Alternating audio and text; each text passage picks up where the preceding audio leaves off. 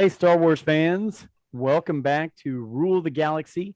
Believe it or not, we are at chapter 104 of Rule the Galaxy. And I tell you what, I think we're hitting on all cylinders. We've had a lot of special guests recently. We just had our 100th episode recently. It's been a lot of fun. We're going in the right direction. We got another special guest tonight. He's a blast from the past. He was with us on our 100th episode, but I'll save that for a minute. Again, it's Joe in the pilot seat. You can always reach us at Rule the Galaxy SW on Twitter, Rule the Galaxy SW at gmail.com. Just Rule the Galaxy on Facebook and on YouTube. Go check out those videos. My friend D-Doc is making some great thumbnails to put on those, and they look good out there. We look good. We're handsome Star Wars fans. Before we get to our special guests, I'll just start left to right for me. We've got my good friend Mass. Mass, how are you? I'm going to see you at the lake house this weekend. Yes, we are. A big birthday party. Not my birthday, but big birthday party this weekend. Good. Hope you guys make it. I will be there with bells on. I have a question. Is anyone else, but maybe a few of us, going to try to jump into the lake off the deck this weekend? I don't think so. It's still warm enough, isn't it? Man. You can jump in if you want. I'll give you a towel, but I'm not going to do it. Okay. It's one of my favorite things in the world to do. I'm scared of heights, but jumping off that deck is just a great fun time. Hey, your birthday is coming up in November while we start. Is there anything in particular you want? Do you have something special you've asked Kelly for that you can say on air, or that you want from any of the rest of us? No, not really. I haven't really thought about it yet. Okay. I'm just so not looking forward to turning 50 that I haven't really thought about asking for anything yet. You know what? It's not a big deal. I can tell you. I mean, you're halfway to 100. That's the way I'm going to look at it. So, yeah. Well, anyway, all right. Well, I'm looking forward to seeing you at the lake house. D-Doc is with us. D-Doc might be going to the Eagles Buccaneers game Thursday. How's everything going with you in the Philly area, D-Doc? It's going good. Looking at a win right now, short week, but I know I already made a video on it, but I'm show and telling right away. I finished my Lego Darth Maul portrait here, and I am freaking fired up about this thing, man. I love it. I cannot wait to hang that on the wall. That is gorgeous artwork. For those of you listening on the podcast, you'll have to go check us out on YouTube because Dave has taken quite a bit of time to make that Darth Maul and Legos. What's your next one after that, by the way? Do you have another one you're going to do like that? I'm done. I'm moving November 11th, so I'm done. My wife's looking at me like, why are you building this stuff when we're moving in less than 1 month? But I'm just like, I can't help myself. So. Okay. All right. Well, at least you had fun with that one. And it's a great video that you posted.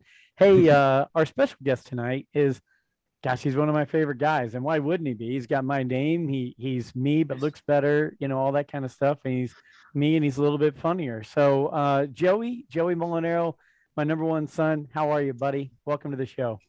I'm good. Number one son is not too high of praise because I'm your only son. So I appreciate it nonetheless. I'm sitting here. I got the Netflix Movies That Made Us on. I don't know if you guys have watched any of those. He just premiered today. I really enjoyed this series. I really think that it's interesting and fun. And I already watched the one about Halloween. It's one of my all-time favorite movies. A lot of good tidbits in there. So having a nice little Tuesday night.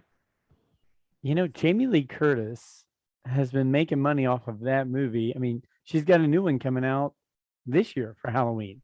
On Friday. Another one. Yeah. I mean, when was the first one made, Joey, since you're checking that out? 78? Yeah, it was the year after Star Wars. October 1978. So we're looking at 43 years of her making money off Halloween. Yeah, and I've only seen the original Halloween. Like I said, it's one of my favorite movies ever. I watch it every year. So, but I'm just like, I know that that's part of the character, but I'm still very thrown about how Michael Myers has survived this long and this many stabbings to the neck. And I get that's supposed to be the scary part. But that's why I just have honed in on the original, and I watched that. I haven't dove into the other ones yet, but I think this may be a year. Me and Ryan were talking about earlier. I think this may be a year where that changes. I think we might do Halloween 2, Halloween Redemption, Halloween, all that. So, Okay. I actually, I think the second one was pretty good, if I'm not mistaken. They had pretty much the full cast back. And then I know, like I said, Jamie Lee Curtis came back for like H2O for Halloween 20th anniversary. Now she's doing the last couple here as they get towards 40 years old. Quick bit of trivia. Do you guys all know the mask that Michael Myers uses in Halloween? I'll remove myself because I just watched the documentary. So, And Master Dave, before we get on to Star Wars? I do not know. I can't remember. It's either I can't remember if it's a president or if it's William Shatner. I can't Ding, remember. ding. Yeah. William Shatner is Captain Kirk. Yeah, that's it. They bleached it out or whited it out, right, Joey? Something like that? yeah, they stretched the eyes out. They shaved off the eyebrows. They stood the hair up and everything. They spray painted it white. So I mean, when you figure out that it's William Shatner, when you look at it, you're like, oh, okay. But yes, there is a faint resemblance there. That would be funny though, Mass, if like Michael Myers had a couple brothers and one of them was wearing like a Dick Nixon mask, like a Reagan one. They're just out running the streets. Gosh. Oh, that's what I was thinking. Point Break, yeah. Point the Break. dead president. Yeah. Ah, okay. Yeah. Yep. I know what you're talking about now. Well, hey, you know what? We rambled on for a little bit here, non-Star Wars related, but that's good because you know what? I want our listeners to know that while we love Star Wars, we have some other hobbies, some other things that we enjoy. So, so good. We're going to move on and jump into some things. Was there anything, D-Doc? I know you brought up a thing about Hayden Christensen. I'll let you start the show with that because I thought it was a great topic. Just to talk about how excited we are to have Hayden back involved with Star Wars. Go ahead. What was Hayden up to this week? Yeah, I think it was Friday.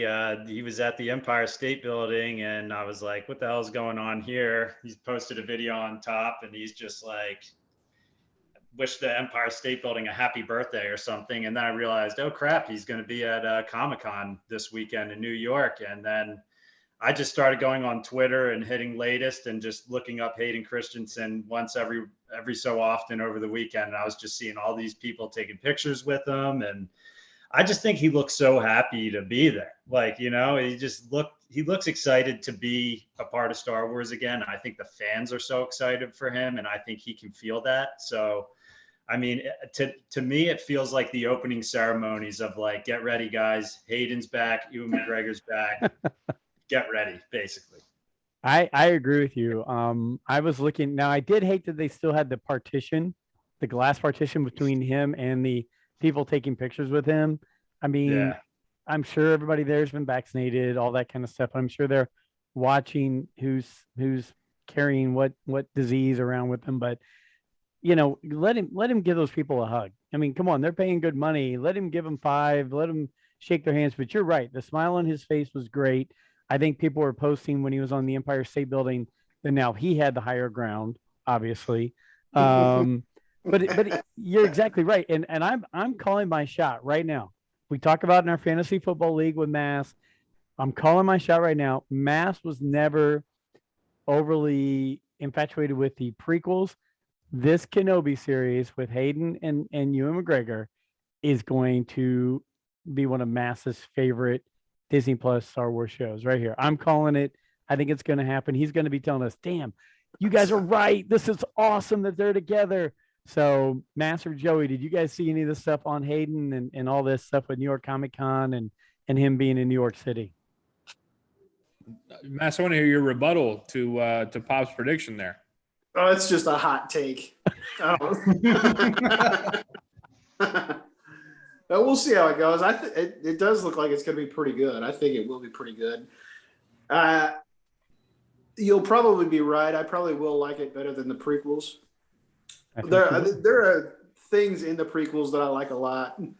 The Qui-Gon Jinn the Darth Maul fight at the beginning. I mean, there were things I did like about it, but all in all, but I am really looking forward to the series. Yeah. Good. Yeah, Joey? I mean, from what I've heard and read on my various different Star Wars things that I follow, I think even Ewan McGregor or maybe Deborah Chow, I think she's one of the directors of a lot of the episodes.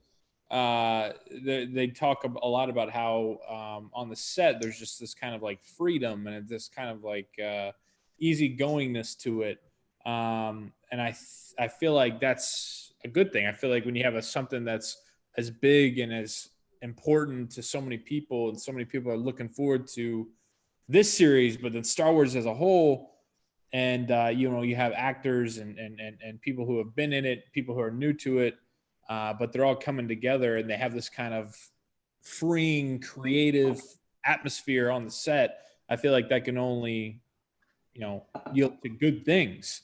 And then also, I mean, Dad, you're one of the biggest Obi-Wan fans, Ewan McGregor fans.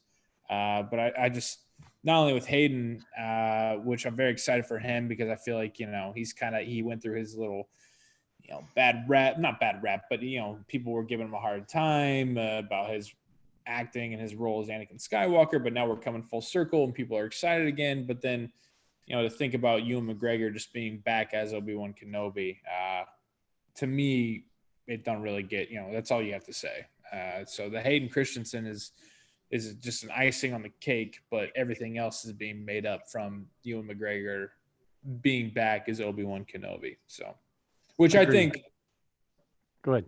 Look at the history of film. I'll go out here and say this. I think the casting of Ewan McGregor as the young Obi-Wan, the middle-aged Obi-Wan, before we get to Alec Guinness, older man Ben Kenobi. I feel like that's just one of the most remarkable, best cast. Like that. I mean, that's just seamless almost. Like it's, especially as I get older and I look at it, I'm like that's unbelievable. So for him to continue on into that to where we get to Sir Alec Guinness, it's gonna be very exciting. Agreed. So I'm going to throw a couple things in there about Hayden and Ewan. One, I'm super stoked, and like you said, I'm stoked because he did get a bad rap, and was it the best, dialogue and all that? No, but he did a good job for what he was asked to do. But here's something. Alfie's always chiming in.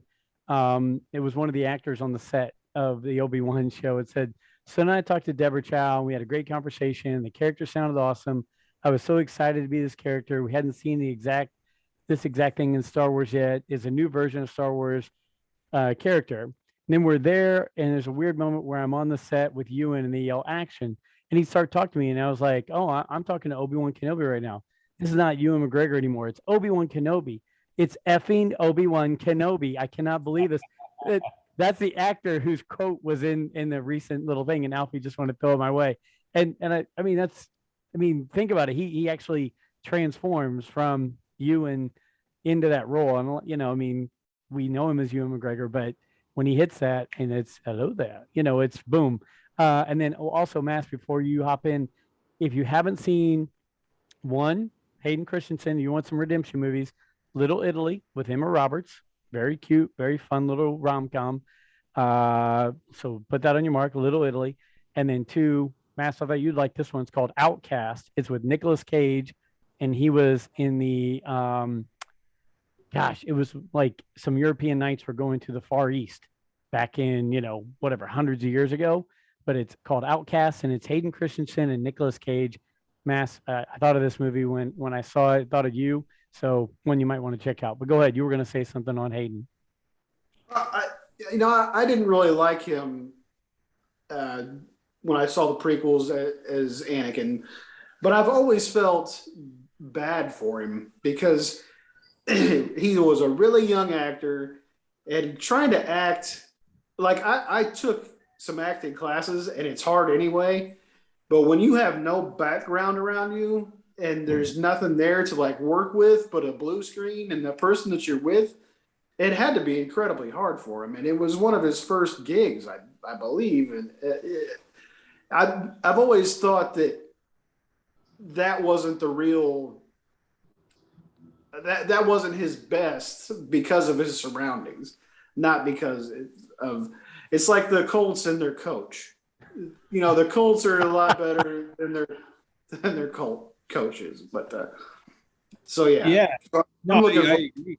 And I think, if I'm not mistaken, I'm pretty sure that Liam Neeson and Ewan McGregor have both been on record as saying, man, in terms of the prequels, this is not what I'm used to when it comes to acting. Mhm. Because if Right. you look at behind the scenes, Matt, to your point, I mean, they're in a full just green room with maybe somebody else. I mean, like that is tough. That has got to be really, really hard. So yeah, I mean, it's not just Hayden. I mean, we're talking Liam Neeson, big chops, Ewan McGregor, big chops. It's tough, man. So I mean, 2022 is going to be the year of Star Wars. It really is. It's going to be great. I agree. It's crazy to think about. Alfie cannot be here with us tonight. He's his work shift changed. He's got to be at work at 2:30 in the morning. God bless him. I don't know why, but he must be making big money doing that. That's prime Gatorade time right there. Hey, speaking of that, there's no Gatorade in my Kroger, by the way. Kroger, Gatorade, get something figured out. So he wanted to bring up the idea of the Mandalorian now has a Darksaber, Din Djarin. He wants to know from you guys, do you think that'll replace the pulse rifle as his go-to weapon? And who will he duel with? Because he said in the text he sent to me, as of right now, there are only 3 or 4 established people that have lightsabers in the time of the Mandalorian: Luke, Ahsoka, Leia, and Sabine, that we know of. We don't know if there's any Inquisitors still around. We don't think there's any Sith still around. Bo-Katan doesn't have the Darksaber. Who will he fight, and will that be his main go-to weapon in Mandalorian season 3? Any thoughts on that from any of you guys? I don't think it'll ever be his go-to weapon. I don't know who he would fight. I mean, I can't see him. I mean, maybe Luke, if he's trying to take the kid back, maybe. Yeah. Okay, Dave. D-Dot, go ahead, man. I want to hear from you. I'm honestly trying to think about this right now. I'm kind of stumped on it. Not totally sure. I mean, I don't know who his enemies are going to be in this upcoming season, whether he's going to be the kind of style guy where he's going to be trying to cut people down with it, because he honestly didn't want it that much. I don't know if he's going to have an inner battle with himself, whether he really wants the power of it or not. I don't know. I don't know. Too, D-Doc, is that, I mean, the last time we see, he's not interested in it at all. He's ready to just hand it off. He doesn't care. Here, take it. It's not important to me. The kid is A1 priority to him. And so maybe it changes now that Baby Yoda is in the hands of Luke Skywalker, and maybe he's like, oh wow, this thing is pretty rad. But how about this? What if what's her name? Why can I not remember off the top of my head? Bo-Katan. Bo-Katan. What if all of a sudden? What if Moff Gideon? Yeah, that's on. thinking. Yeah.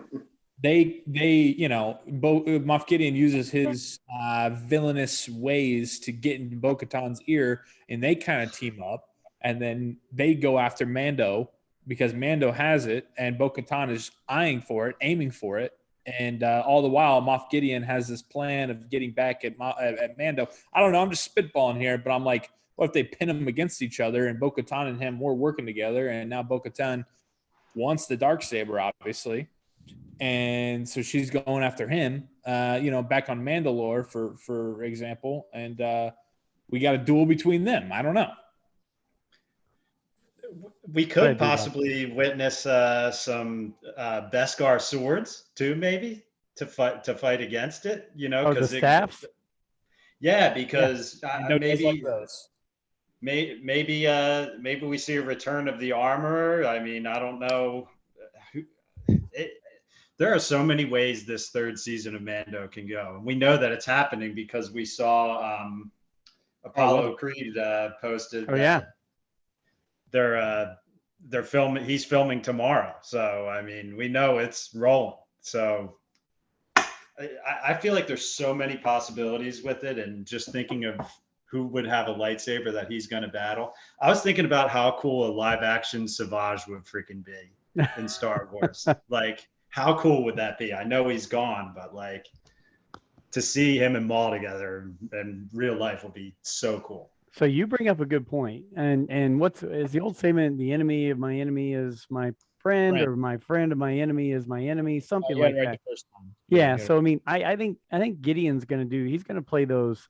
I think you're right. He might pull on those strings a little bit because he's devilish. He's won that power, and so you might see that. I like that. But one thing I liked about Clone Wars was that, and Rebels for that fact, we didn't know there were Inquisitors, right? Rebels says, "Oh, guess what? You want some more lightsaber battles? We'll throw in Inquisitors," right? We didn't know, besides Darth Maul and Darth Sidious at the end of Phantom Menace, that there were any kind of other, dark side users. Well, let's throw Clone Wars together. And now there's Dooku and Grievous and Savage Opress and Asajj Ventress. And there's always ways to find more people who want to swing a lightsaber around. So I have a feeling, yes, Gideon's going to pull some strings, make some stuff happen. But I have a feeling they will also say, let's throw some new characters in this to spice it up and make some more action to where we've got some lightsaber battles going on. So I think it's wide open. I think Mass is right. I'm not sure it'll ever be his main weapon. I think he might go back to that Beskar staff and his pulse rifle and everything else. Go ahead, Mass. Could we finally be introduced to Ezra? Ahsoka's looking for him. Yeah, I mean, I don't know when he's going to show up, but he is going to show up. I don't know if it's going to be in. When is the Ahsoka series coming out? They're saying 2023 because we've got so many series coming out in 2022 already, between Andor, Obi-Wan, finishing up Book of Boba Fett, Mando season 2 or 3, Bad Batch. All those are already scheduled for 2022. And did I say Andor? So I mean, even Andor. I mean, well, I don't know, man. I feel like you just got to strike just because you just come off Mando season 2. You have the glorious, debut of a live action Ahsoka. In that glorious debut, she mentions Grand Admiral Thrawn, who we know is locked up with Ezra Bridger somewhere. So it's like, come on, guys. We don't have a better plan. How do you not hop on the Ahsoka series? All due respect to Cassian Andor, I'm sure it's going to be a very interesting and exciting series. Right. I would much rather watch Ahsoka series right now and get some answers to Ezra Bridger, Grand Admiral Thrawn. I mean, I just feel like our priorities are kind of out of whack here. What, wait till 2023, 3 years after we I don't know. I don't like that, man. I don't like that. Well, that's the same thing I'm saying with Grogu. He is the cash cow. Let's face it. I mean, half of Alfie's furniture and clothing in his house for his daughter is Grogu. So if you put stuff in our house, and my wife doesn't even really like Star Wars that much because of that. Yeah. So I mean, it's going to be so crazy to think about that. But you brought up Thrawn, Joey. I want to throw this out there to you guys. I saw an article the other day. It was saying how Star Wars, and we've talked about it. Alfie's been saying it for a year. They're trying to make it where the original Thrawn series, Heir to the Empire, Dark Force Rising, Last Command from 91, 92, 93, that it gets wrapped up in this kind of MCU thing of Star Wars where Ahsoka leads into it, Mando leads into it, Book of Boba Fett, all these things merge together, Rangers of the Republic, if that happens. So to go along with that, I read this article, and this guy's saying the same thing, and he's saying there are bits and pieces that make sense, just like we saw at the end of Bad Batch, that just put a little teaser in there for you to it stretches through the original trilogy. And with all this being said and written, I went ahead and last week got the audiobook of Heir to the Empire. I've got the hardback, but when you can buzz through it when you're driving and all that stuff. Man, I tell you what, first of all, it was done by a friend of the show, Mark Thompson. He was fantastic. He's the one that does all the bumper voices at the front of the show, but him doing that book was so good. And Mass, I know you read it, and that's one of the things that drew you back to Star Wars.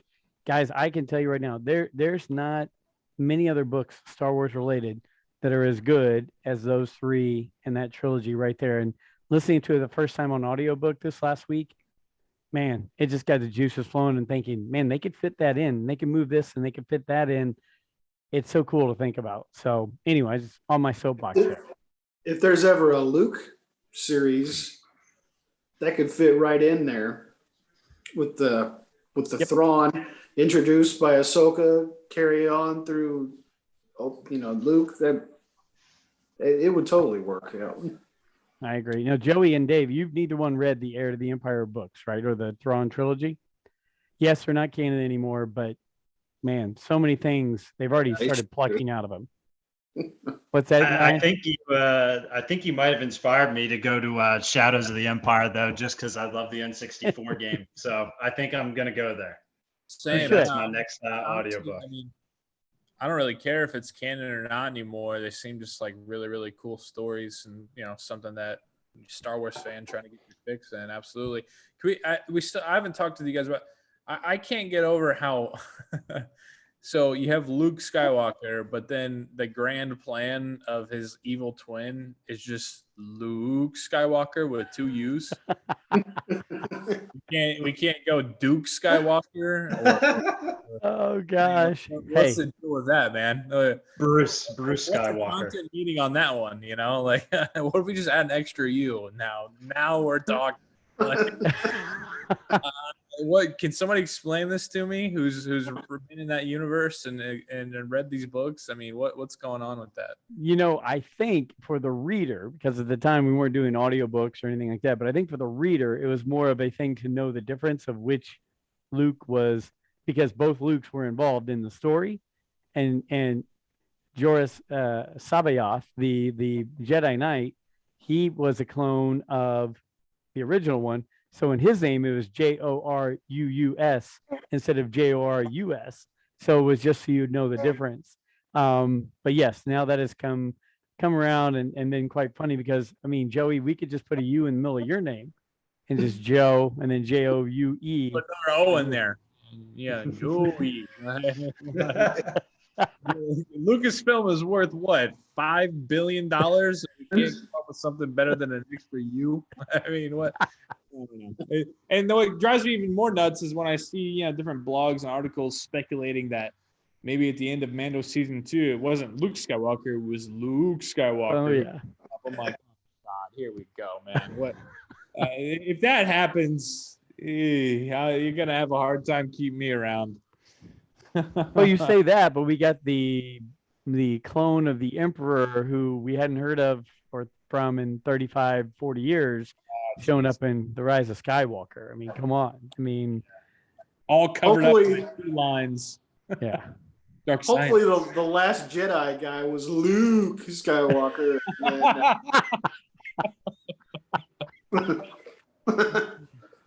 Mass, you might have just solved our dilemma with that movie. I mean, if she found the wrong Luke, right, and that was the clone Luke from the clown. Yeah. This is great. Yeah. I'm telling you, last week's episode brought all these Last Jedi memories back to me, man. It's been in my mind all week. I'd listen to our episode again during the week just to hear us talk about it. I'm just I don't know. Last Jedi. I won't bring that up right now, though. Last Jedi is like Bloody Marys, man. It's like no matter how many times I try it and try to convince myself that I like it, at the end of the day, I just don't. You know what? I like it the most when I hear T-Bob talk about it, and then the rest of the time I go, I don't really care for it as much, but I do like it better because T-Bob's his looks into it. So, hey, yeah, I know you guys are really looking forward to taking your mortgage payments and skipping a few of those and putting your money towards a trip to Disney. But the Galactic Cruiser will be open March 20, It's March 2022. That's hard to say. I thought you were And going ad read there for a second. yeah, I know. I'm sorry. Well, It sounded like it. I kind of got excited for a second. I was like, wait, we got a sponsor? That 20th Merrimax or whatever. No, what you used to work for? Dad, the real estate. real estate. It's been Century 21 years ago. I mean, come on. Yeah, way back when. Okay. Yeah, Sorry. I know. Hey, Yeah. you know what? I probably should start doing some ad reads with this crappy voice I've got after losing my voice this weekend. I lost my voice cheering for a Ravens player, which I never do, but I was playing mass and fantasy football and he was cursing me all night. So, but the Galactic Cruiser, a minimum. Thank you for the show and tell, Ryan. The minimum on this is like $4,500 for like 2 nights. Do we really think this is going to work? I mean, are there enough people?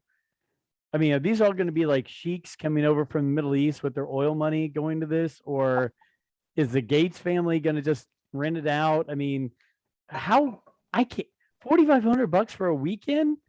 I don't know. I want to go so bad, but I just can't see myself doing that. Maybe they'll have a discounted coupon day. I don't know. But what are your guys' thoughts on the Galactic Cruiser 2022? Do we think it'll be full or do we think it's going in a different direction? I just don't buy into the whole like you're immersed, you're in the galaxy, it's a full immersive experience because I was lucky enough that I've been to the new Star Wars area at Disney World and Galaxy's Edge. And you're looking around and you got these people with like these almost like Spirit Halloween Star Wars costumes on that are going around and sweeping up trash and like not into the experience at all. And I'm just like, you say fully immersive, just because you say fully immersive and just because this 20-year-old who is an Orlando native, landed a job here, whatever. I just don't buy. I don't buy that. You're like actually the money is not going to build. Equate to wow. I'm actually like in Star Wars. I just don't buy that. So I think it's set up for failure automatically. Dad, I think me and you have talked about it plenty of times. I know what they're trying to do with making their own separate Disney Star Wars and making it grassroots with the new whatever. But at the end of the day, they were best off just making the 5 different planets or 5 different worlds like they have at Disney World, where they have, the future land and the history land and in the animal kingdom. You make an indoor, you make a Hoth, you make a Coruscant, you make a Tatooine with the cantina. That's where your bang for your buck was going to be. That's what everybody loves. That's what everybody was always going to go to. So, I would love to go and check it out and see it. But to answer your question, no, I don't think it's going to live up to it. I don't think it's going to be worth that much. No. Dave or Mass, would you guys go spend the money and go do that trip? I mean, just from thinking about it now with you bringing it up, I mean, you're going to have to also deal with other guests while you're there. And there's also going to be people who are just like, there's probably going to be people that are pretty crazy who are super involved in it. And there's also going to be people like fighting each other to get their full experience out of it. There's going to be people at the little cantina desk saying, this guy is ruining my $4,500 weekend. And, it's probably going to be madness, actually, now that I'm thinking about it. It's going to be crazy. I feel bad for the employees who are going to be like the opening weekend employees there. But then again, you got people spending that money to go to it. I don't know. It's going to be crazy, I think. Think of all the wives, like our significant others, who are going to be dragged to this for their 38-year-old husband's dream, who don't give a shit about Star Wars, who are going to be on their phone and complaining in the group chat and rolling their eyes. And that goes both ways. Like, there's just no way that it's ever going to be a fully immersive $5,000 worthy weekend. Mass Bachelor parties there.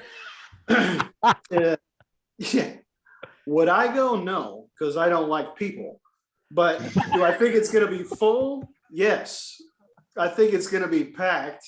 And I think for at least at the beginning, they're going to make a lot of money off of it. But I'm with you guys.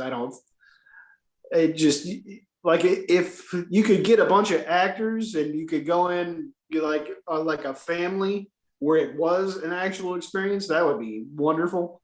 But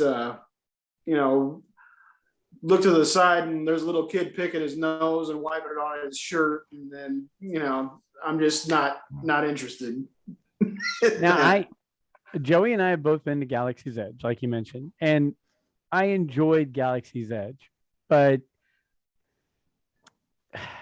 I couldn't get on the Rise of Resistance when I was there, which everybody says is the greatest ride in the history of rides. Well, I paid $125 to get in, and I couldn't ride that ride. And then Oga's Cantina was sold out for reservations 2 or 3 months before I got there. So I couldn't go into the cantina and eat and drink, which I've heard is incredible as well. So I did get to ride the Falcon. Not going to lie. Seeing the Falcon, riding the Falcon, that was awesome. Walking around in the small area that was Star Wars, Galaxy's Edge, it's very cool. But I'll go back to, I think it needs to be its own theme park. I mean, it actually, you need to have a theme park, except they should have just said, hey, we're going to buy this lot of land over here. You don't have to walk through Toy Story Land to get to it. You don't have to walk through Hollywood Studios to get to it. It's just Star Wars all the way through, different environments, different planets, all that stuff. Would I go back to Galaxy's Edge? I would. I would love it if we all went as a group to see Galaxy's Edge. I don't think I can afford the $4,500 for the stay in the Galactic Cruiser, but I would go back to it. But it wasn't something where I was like, oh my gosh. The thing that got me still, I know it's supposed to be immersive even in Galaxy's Edge, is I wanted to be able to walk in there and buy any shirt, any hat, any character, any collectible that I wanted. And instead of that, they had things in there you could buy as if you were in Batuu. So little dolls of things in Batuu and little, collectibles as if you were in Batuu. Not a Star Wars figure, not a t-shirt, not a whatever around anywhere. And that's what made me crazy, because I was like, I'm willing to give you the 125 if I go in and get what I want to get. But I wasn't able to do that. So now I will say, for all the bashing I just did on the whole thing, the Millennium Falcon did live up to my hopes and dreams personally. I mean, you walk in, you see it. You're there. You feel like Han Solo. You're inside of it. I mean, it's to a T exactly what you think and expect, and you get it. Like that definitely lived up to it. Unbelievable experience. So do want to give the credit there where credit is due. I'll definitely go back, if nothing but just see the Millennium Falcon again, and to get on it and be in the pilot's seat. So I'm with you, Dad. I think that it just felt rushed. It just felt like, okay, we need to add this portion, the Star Wars portion, since we invested all this money. We need to add this portion into the Hollywood Studios section of Disney World, when I believe that Star Wars is large enough and proven over almost 50 years of time that it is deserving of its own theme park that's solely that. So I'm with you on that point. Go ahead, Dave. That's exactly what I was just thinking. Is it's like with the original trilogy, you have a proven timeless product with the original trilogy. So like in these brainstorming things, like I'm also thinking of the fact that they have Avatar Land in the Animal Kingdom right now, where they could have invested that money into something with Star Wars. But is there someone in these meetings just like, guys, like, are we sure that we want to go like balls to the walls with like the First Order and like the new trilogies, or should we sprinkle a little bit of everything in for people here? It's like, even if it's small, like have sections or a ride for each even each era of Star Wars, have a prequel ride, have original trilogy ride, have a sequel ride, like have that stuff mixed in there, make it bigger. It's freaking Star Wars. Like you bought it, make it bigger. Right. I agree with what you guys are saying. I've yet to be there. I'm a big Disney guy. I love going to Disney World, and I haven't gone since they built it. They were building it last time I was there. So, but I was looking at Avatar Land, just like thinking, what else could this money be invested in? Like think of the Star Wars stuff they could have built. Although I've heard the Avatar ride is awesome. That's why I've heard that ride is great as well. If I went, I wouldn't be able to get on it for some reason, but that's another story for another time. But I mean, yeah, to your point, D-Doc, it's like the original trilogy is a timeless. I mean, it changed movies, it changed the summer blockbuster. It's a timeless product. Like, that'd be like Disney just being like, oh yeah, Mickey Mouse, that happened a long time ago, so we're gonna bring out our new mascot and we're gonna shove it down your throat. Mickey Mouse. Yeah, exactly. Like it's just 2 eyes. All these products, the princesses, they've all been around longer. Like, I mean, if we're gonna revamp Star Wars and try to get rid of Han Solo, Luke Skywalker, and Chewbacca, if we're gonna revamp that, then revamp all the other stuff. Like, it's just, I just don't understand why Star Wars gets a shaft. Man, I'm feeling the passion here tonight. Got a lot of passion going on. Well, you know what? This is a topic we brought up before, so I'll throw this at you guys.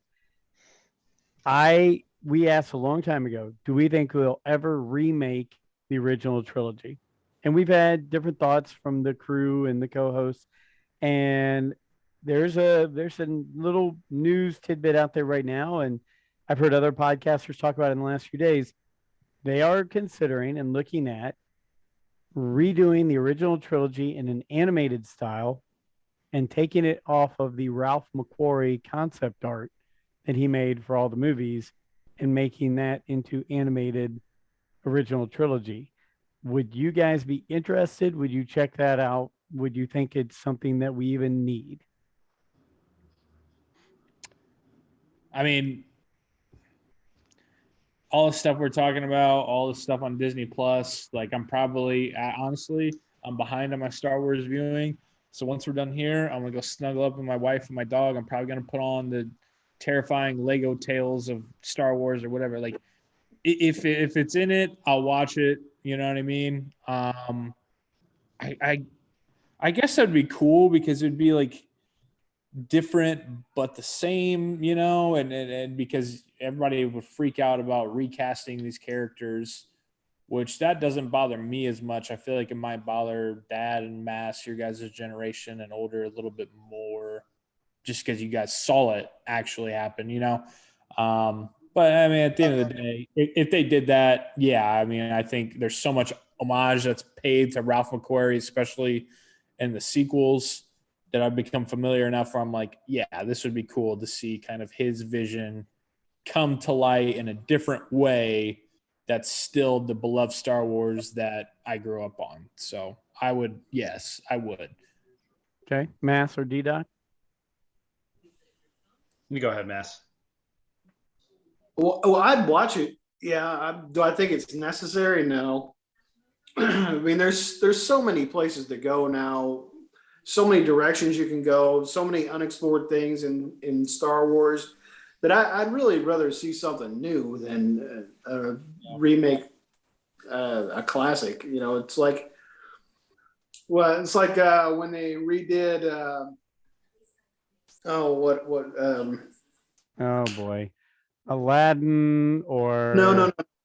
I was thinking, what's the one where Adam Sandler's the quarterback that gets arrested? Longest Yard. The Longest Yard. Yeah, the remake of The Longest Yard. People like it, but they didn't see the original. The original was so much better than the remake. But what are you gonna do? I watched the original of that recently. Really? And I only ever saw the Adam Sandler one, and I watched the original recently. I was like, wow. I was like, this is pretty wild. I mean, I love Adam Sandler, but I mean, it was Burt Reynolds. I mean, come on. Right? Yeah. It must be like Burt Reynolds or something. I mean, he had Burt Reynolds in the remake. You got to give him credit on that, Oh, I'm not saying it was I don't think Sandler's was a bad version, but man, it's hard to beat that original That original The one. original has some more serious vibes in it sometimes. Oh, I'm yeah. like, damn. I'm like, I was used to it being like full comedy for Adam Sandler's, which it has its small serious parts in it. But like the original, I was like, damn, this is serious. Mm-hmm. But with that show, I mean, it's funny because me and my buddies talk about it because we all love the Game of Thrones books. And there's a lot of stuff the show left out from the books where they just totally decided we're not going to do that. And we've said an animated series of Game of Thrones would be so cool because it would be a lot different than the show and stuff like that. Where like, I don't know, I feel like sometimes the newer stuff, they need to learn where to stay away from stuff that fans can be critical of. If you're going to mess with the original trilogy, you're opening yourself up to criticism basically. So it's like with new stuff, when you're bringing all this new stuff like Visions or whatever, it's hard to criticize it because it's new, fresh Star Wars. So like, I don't know. I would watch it obviously, but you mess with the OT, you're opening yourself up to criticism. Agreed. And we just had Mark Newbold on from StarWars.com and Panther Tracks in England, and he was the same way. He was like, there's plenty of places to go to where you can give Star Wars fans. You don't have to upset the apple cart, right? You don't have to poke the bear. Let things that are popular and stand the test of time, let them stay there, and let's add these new layers over here. I mean, how many complaints have we had about The Mandalorian? Hardly any. How many complaints have we had about, any number of new things that they're bringing out? We're like, hey, let's go. It's new. Let's give it a try. Like you said, Visions. I'm a 50-year-old guy, and to think that it was an anime Star Wars thing, I shouldn't have. That didn't fit my age range and my fandom and all that. But I thought, hey, just sitting back and enjoying it, and it was really good. I enjoyed a lot of those stories, short, to the point, fun. No spoilers. I haven't watched yet. I'm behind on my Star Wars. I told you. Well, the good thing about those, Mass, you probably haven't caught up on them either. The good thing about those is they're like 15 minutes, 10, 15 minutes long each. And some of them you're going to watch the first few minutes and go, what the hell am I watching? And then as it goes through, you're going to be like, oh, I see now. And the ending is what will get you. So, but yeah, I mean, I thought they were good. Hey, just to let you guys know, tomorrow at 1 p.m., they're dropping new 3 3/4 of Mando, Boba Fett, Dark Trooper, Ahsoka, the Armorer, and Bo-Katan on Entertainment Earth and Hasbro Pulse. I might reach out to you guys and see if you want me to get any of them for you. Good thing I'm starting my Christmas list soon. Stocking stuffers. All he's got to do is tell his mom, and she'll buy it. So, so hey, we were talking about audiobooks earlier, and I've always been a book person. Mass, earlier on was really into the books for Star Wars. They announced that next year there's a handful of new books coming out, and I think they are hitting on all cylinders on this. This one, these books right here that I'm getting ready to tell you about, we kind of shout them around in text messages, but in June of 2022, Shadow of the Sith, Luke, Lando, 20 years after Endor, searching and chasing down Ochi of Bastoon. Rey's parents are going to be involved, and it talks about Lando's daughter being stolen from him. All that in the storyline right there. Pretty interesting stuff. It does lead into the Rise of Skywalker. It gives you some feedback that will lead right to that movie right there. So that's one. Brotherhood, May of 2022. Obi-Wan, Anakin during the Clone Wars. Trade Federation's involved. They go to Cato Nemoida, where the Trade Federation's from. This is when Anakin goes from being a Padawan to a Jedi Knight. So we never see that in the movies, but this book is going to talk about that because it's Brotherhood. It's talking about how the relationship changes between Obi-Wan and Anakin when he becomes a knight as well instead of his Padawan. There's one called Stories of the Jedi and Sith. It's just an anthology of different stories about different Jedi and Sith. So I'm interested in that. And then the last one was Padawan, in July of 2022. Obi-Wan, Qui-Gon Jinn. When Obi-Wan was young, when he was trying to figure things out, right after Dooku left the Jedi left being a Jedi. So there's going to be a lot of things going on. Do any of those tickle your fancy? Do any of those sound like books that you guys would be interested in? And if so, is there one that stands out or why or anything like that? D-Doc, I saw you nodding your head. Any of those stand out more? I know you're a Qui-Gon guy. Yeah, and I actually, Master and Apprentice was one book that I was listening to, and I remember when I was listening to it, I was doing a lot of work on my house and stuff, and I kind of lost the plot as I was listening to it. I got to the point where I'm just like, wait a second, who are like the enemies here, kind of in that book? Because I remember they're like working with some people on a ship or whatever, but it's like, I need to go back and re-listen to Master and Apprentice, and I think it would be cool to hear that story. And I did write down the Luke and Lando story. I didn't read the backdrop of that, but I mean, I find that like an interesting one. The Stories of Jedi and Sith kind of almost sounds like a Star Wars Visions version, where it's going to be like a couple short stories where they're going to knock out like some little background. So I wonder if some of those will tie in. I mean, it seems timed pretty interesting. So yeah, we'll see. I mean, I think it's good stuff. Gotcha. Mass or Joey, any of those stand out to you guys? Or are you interested in taking on any new reading or audiobooks? Yeah, I hate how like it's such a love-hate thing with my relationship with Star Wars, I guess, just because it frustrates me so badly that we have to 3 years later come back to a book with explaining and backtracking Luke, Lando, Rey's parents, all of this stuff that we see in a movie they released 3 years ago. But at the same time, as much as that pisses me off, I am also intrigued by it. And I'm like, yes, I would like some answers. Yes, I would be interested in that story because, oh yeah, by the way, when I'm watching the film, I'm saying, how did that happen? How did we get here? So as much as the frustration comes about, it is also exciting and something that, yeah, that'll be on the read list for sure. Just because I'm like, wow, Luke and Lando running around the galaxy together, two bachelors just broing out, trying to find some Sith killers. And I mean, that sounds pretty awesome. Okay. Mass, have you gotten back into any reading since we've been doing the podcast and things like that, or would you with any of these books? Well, I've been reading constantly, but not the Star Wars books. I'm on the last book of that Wheel of Time. Was that?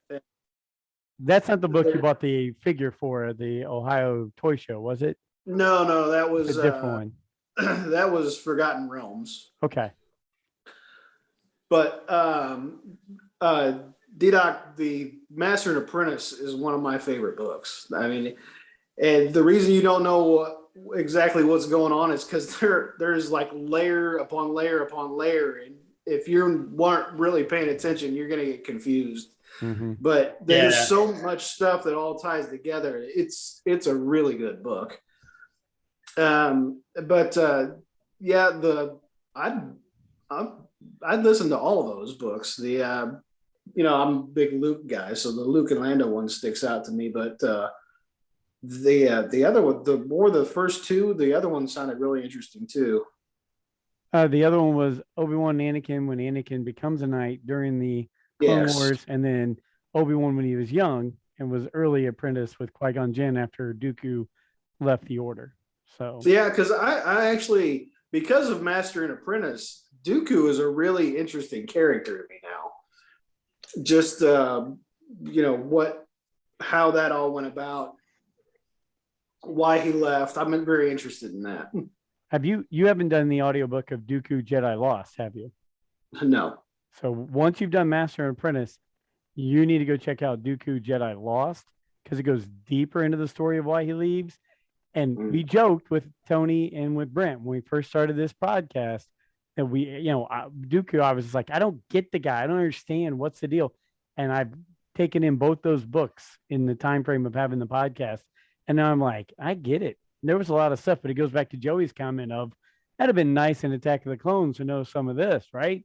So I could have known why he was important and everything else. So, but here we are almost 20 years later from Attack of the Clones, and we're getting books that are really supplementing the story of Count Dooku. So, and George you know, Lucas screwed everybody in Star Wars because of Empire Strikes Back. Now everybody just likes to work backwards.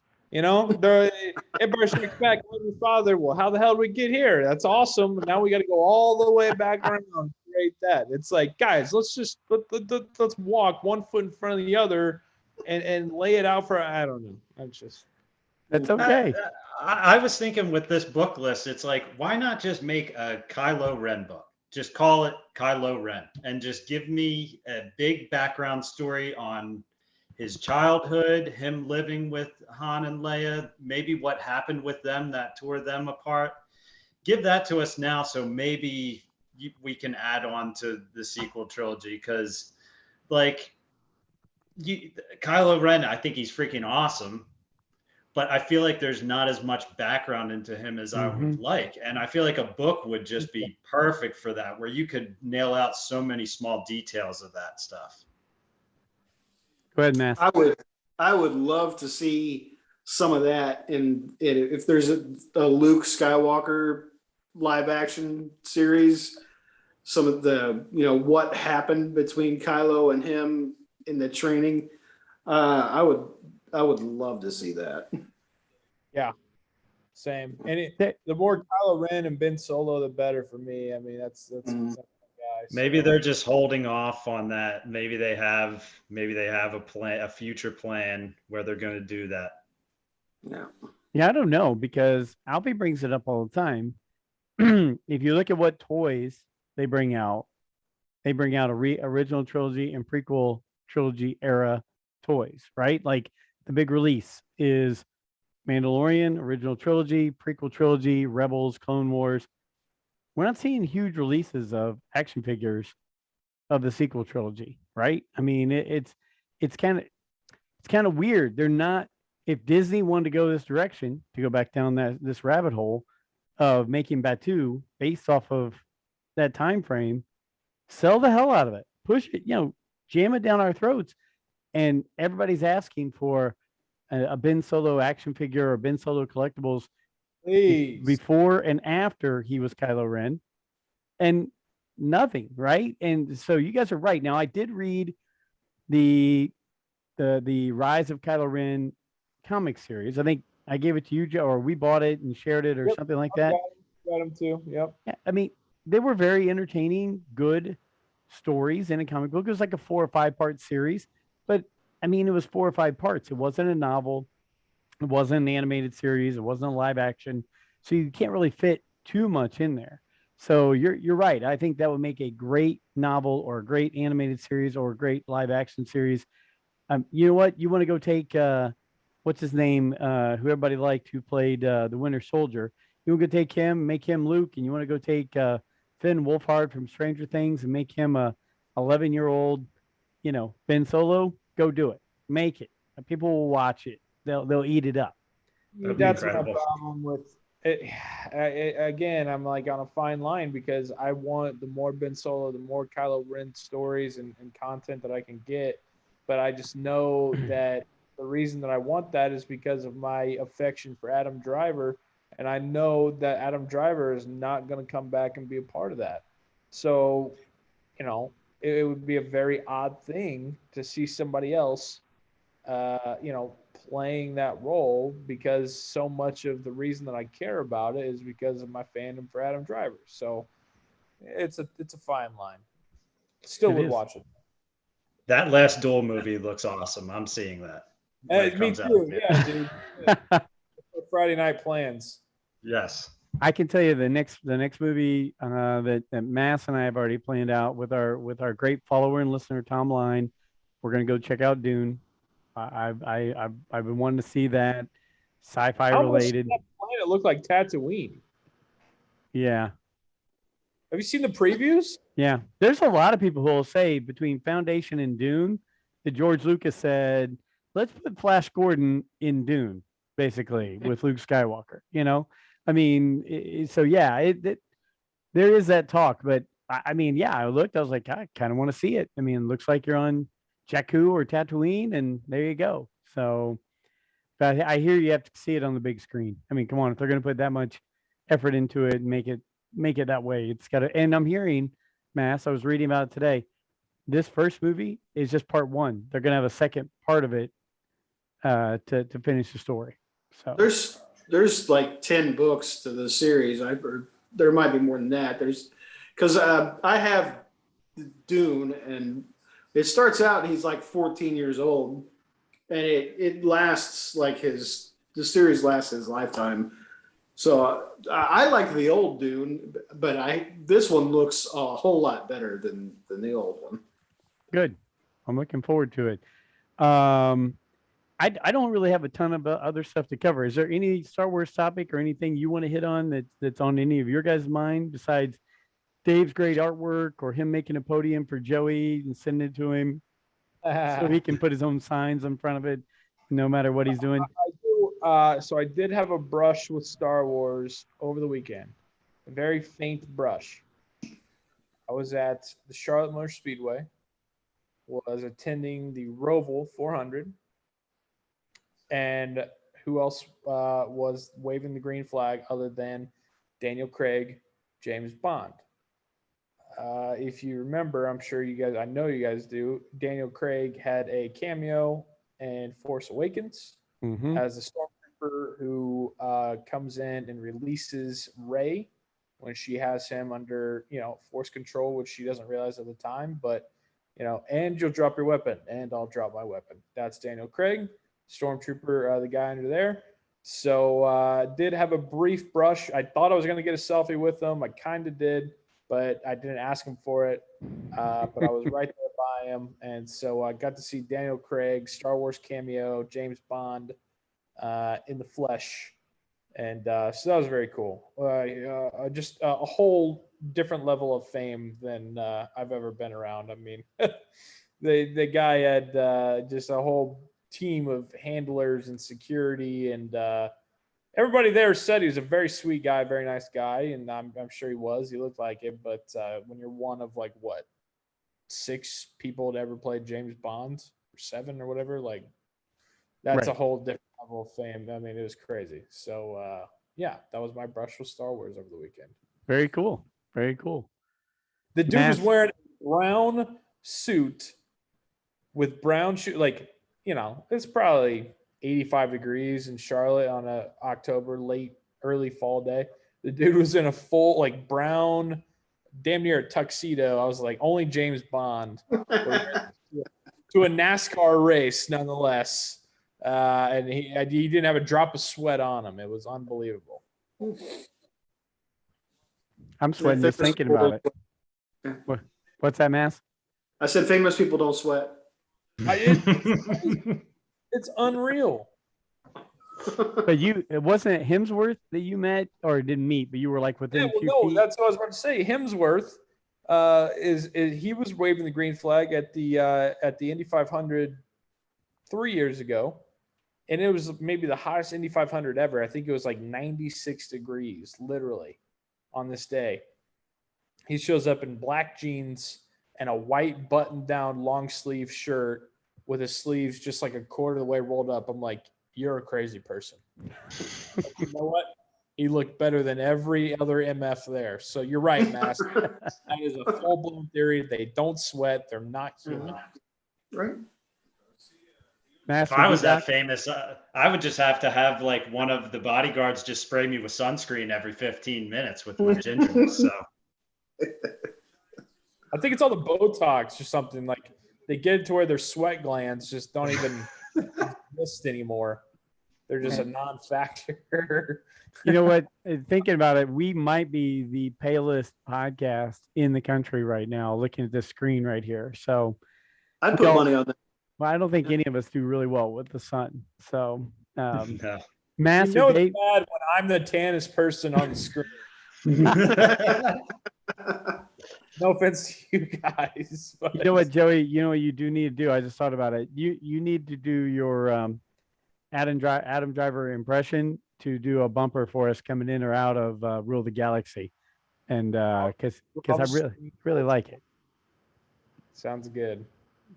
Dave or Mass, to finish up after Joey's hit us with his brief moment of Star Wars fame. Go ahead, D-Doc. I was very pumped to get those 2 vintage collection figures this weekend. I got the Emperor, I got Palpatine, and I got IG-11, and they're the first new 3 3/4 figures that I've gotten. And it was funny because we go to Target, kids had soccer practice. My wife, the kids wanted to pick out their Halloween costumes. I was like, I'll meet you there in 1 second. I go there, see Palpatine, grab that and IG-11 right away. And then she comes rolling back with the cart, and here's my little guy with the Darth Vader costume. So I'm just like, all right, let's go. That's a good day. So it brings it back. It brings it back all full circle to the fact that the original trilogy is still king because my 4-year-old is being Darth Vader for Halloween. So Yes. That is good. That is good stuff. Mass, Yes. your kid won't be dressing up for Halloween this year, will he? I don't know. It's only maybe to go to a Halloween party or vandalize someone, but he's not going out for any candy. I know that. You get to high school, it changes. So, well, guys, I found his Vader saber. There we go, Sorry. Vader saber. Hey, like I said, it was a show. We didn't have a bunch of big topics. I just wanted to hit some of those lighthearted moments there and quick discussion points. Joey, I'm glad you could be with us. Anybody, anything before we shut things down here this week? Nothing. Mass, you're good. D-Doc's good. Joey, anything you want to hit on? I'm all good, man. Thanks for the invite. Always fun to talk Star Wars. No worries. Well, we probably lost all chances to get sponsored by Galaxy's Edge with our discussions tonight. So I don't think we'll be seeing any free passes from them anytime soon. That's all right. Until they figure it out and give us a full world with indoor and the canteen and all that. I don't want it anyways. Well, hey, this was chapter 104 of Rule the Galaxy. Thanks so much for everybody listening. We'll have it up on YouTube and on your podcast, platform of choice by the end of the week. And thanks for being with us.